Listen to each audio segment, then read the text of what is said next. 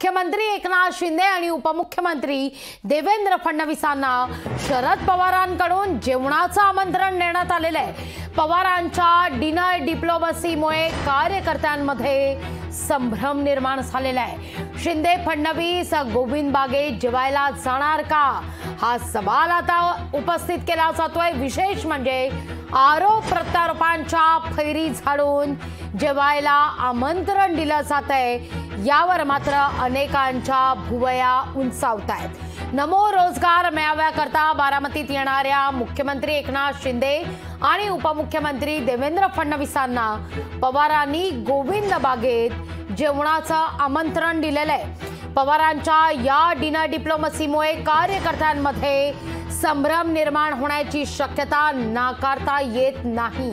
एकीकडे आरोप प्रत्यारोपांच्या फैरी झडल्या जात आहेत। विशेष म्हणजे